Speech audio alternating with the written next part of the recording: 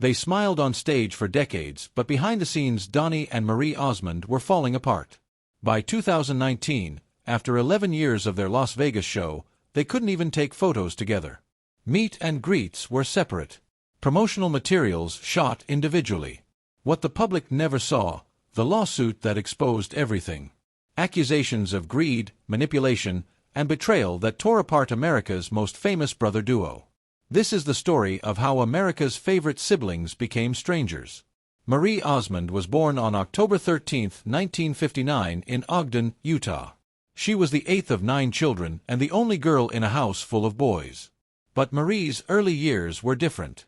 While the boys practiced and performed, she stayed home with her mother. Music was always in the background, part of daily life. Marie once said she couldn't remember a single day of childhood without music playing or being practiced. Even though she wasn't performing yet, the music soaked in. She had a special bond with Donny. They were always together, playing, laughing, and sometimes driving their mother crazy with their wild energy. The Osmond story, though, began with a painful twist. The first 2 children, Verl and Tom, were born with serious hearing problems. Doctors warned George and Olive Osmond not to have more kids. They even told them to send the boys to an institution, but Olive refused. She believed in something stronger than doctors, her faith. She homeschooled her sons and chose to keep growing her family. That decision brought 7 more children into the world, all of them with normal hearing. Ironically, it was Verl and Tom's hearing issues that pushed the family into showbiz. The boys started performing in 1958 to help raise money for hearing aids. What began as a necessity soon grew into something much bigger. Their father George ran the house like a drill sergeant. He had served in the United States Army and brought that same discipline home. Mornings started with reveille on a bugle. Meals were announced with military-style sound-offs. If you were disrespectful, you got a spanking. But George's strictness wasn't without love. Donny recalled those early years as full of laughter. Despite the rules, George expected perfection, not just in behavior but in their performances too. Every move, every note had to be flawless. The family business began small, with local church performances. Alan was just 8 when he started. Jay was only 2. A lucky encounter at Disneyland in the late 50s changed everything. The boys were spotted singing on Main Street, and soon they were invited to appear on national TV. They joined the Andy Williams Show, and little Donny made his debut singing "You Are My Sunshine" at just 5 years old. Their success grew fast, but it came at a cost. Rehearsals replaced school. Touring took over childhood. But it worked. Financially, they thrived. At 13, Marie took a chance. She recorded a demo of Dolly Parton's "Coat of Many Colors." MGM Records liked what they heard and signed her immediately. She flew to Nashville and in her first session recorded 9 songs. Her focus and preparation amazed everyone. This was the beginning of her solo career. In 1973, when she was just 14, "Paper Roses" came out. It was an instant hit, #1 on the United States country chart, #5 on the pop chart, #2 in the UK. She became the youngest female country artist to debut at #1 in the United States. Her album followed and topped the country charts, proving she wasn't just a one-hit wonder. Marie followed that with more hits, "In My Little Corner of the World" and "Who's Sorry Now?" Then came the duet era. She and Donny teamed up for "I'm Leaving It All Up to You," which did well, and they kept recording together. Hits like "Morning Side of the Mountain" and "Deep Purple" kept them in the charts. Meanwhile, when Donny recorded "One Bad Apple" at age 12, something clicked.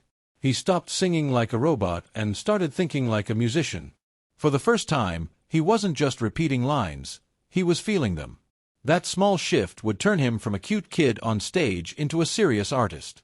And that's when the chaos really began. By the early 1970s, Donny wasn't just famous. He was a full-blown teen idol. What people called Osmond Mania hit especially hard in the UK. Girls screamed his name, chased his car, mobbed hotels, and packed every venue he visited. It was so intense that Donny once had to hide under a restaurant table just to escape a stampede of fans. In 1973 alone, the Osmonds had 13 songs charting in the UK. It wasn't hype, it was hysteria. His concerts were so loud that the music got drowned out by screams. He even remembered playing in Nashville, where the fans were so loud it felt like the sound could crack the walls. Teen magazines couldn't get enough of him either. His face was everywhere, from Tiger Beat to 16. Girls adored him, and their brothers resented him. That mix of love and hate shaped Donny's life in ways most people never saw. While his fans screamed with love, the critics sharpened their knives. At just 15, Donny faced one of the harshest reviews in music history. Rolling Stone magazine said the worst day in rock was the day he was born. He never forgot it. He was still a kid trying to figure out who he was, and suddenly the biggest music magazine in the world was calling his very existence a mistake. It crushed him. Later, he called it the worst kind of bullying. It didn't stop there. In the 1980s, his name became a punchline in the music industry. When guitarist Phil Collen of Def Leppard played on Donny's album, his name had to be removed from the credits because no one wanted to be linked to him. Even after sold-out shows, newspapers tore him down the next day. That kind of contrast, cheers at night, insults in the morning, left scars that didn't fade easily. But the damage wasn't just emotional. It got physical too. One night in Manchester, Donny was walking into a hotel when a fan rushed him. She held a pen and an autograph book and came at him with full force. She didn't mean harm. She just wanted a moment with her idol. But when she hugged him, the pen jabbed straight into his eye. And right then, a camera flash went off. The light burned into his already damaged eye and left a permanent mark on his retina. He almost lost his sight. Donny still thinks about it to this day. The scar is still there, a reminder of how fame can swing from love to danger in a heartbeat. Yet instead of blaming the girl, he showed compassion. "She didn't know," he said. "She was just overwhelmed." Meanwhile, Marie's journey was also fraught with challenges. When she was just 15, she was already a star on the hit show Donny and Marie. But behind the bright lights and smiling performances, something much darker was happening. The people who ran the studio weren't just strict, they were cruel. Marie was already thin, weighing only 103 pounds. But they told her she was too fat. One day they took her to a parking lot and gave her a brutal choice: lose 10 pounds or the show gets cancelled. They didn't stop there. They told her she was an embarrassment to her family, that she should stop stuffing food into her fat face. It wasn't just criticism. It was mental torture. Desperate to keep her job, Marie started starving herself. Sometimes she wouldn't eat for 3 days before filming. Other times she only drank lemon water mixed with cayenne pepper and maple syrup, just to stay under 93 pounds. It wasn't healthy and it wasn't safe. But she felt trapped. That pressure stayed with her for years. She went through cycle after cycle of yo-yo dieting, trying every diet she could find. It took decades before she finally understood what had happened to her. It wasn't just pressure. It was abuse. And it left deep scars. But that wasn't the only trauma she carried. Long before the cameras and the fame, Marie was hiding another painful secret. At just 8 or 9 years old, she was sexually abused by people her parents trusted. The abuse was so intense, it completely changed how she saw men. They made her feel sick. She couldn't trust them. She didn't even know how to be around them. That confusion made her question everything, including her own identity. She started wondering if she might be gay, not because of desire, but because the abuse had broken her ability to understand what she was feeling. Marie first opened up about this in her memoir and later on The Talk. Her voice shook as she spoke, but she was finally ready to share the truth. Healing took time, a lot of it. And even though the abuse didn't come from her family, it was the good men in her life, her brothers and her father, who helped her begin to trust again. They showed her that not all men were cruel or dangerous. Slowly, she started to rebuild. Through all that pain, she still tried to find love. As a young star, she dated Andy Gibb and the youngest brother from the Bee Gees. He was charming and talented, but drugs took hold of him. Marie watched helplessly as his health declined, and in the end, she had to walk away. It broke her heart. Later, she also confirmed dating Eric Estrada, the TV star from Chips. Though she never talked much about that chapter. Marriage wasn't easy either. She married Stephen Craig in 1982, but it didn't last. They divorced 3 years later. In 1986, She married music producer Brian Blosill. They had 7 children together, but the relationship had its own struggles.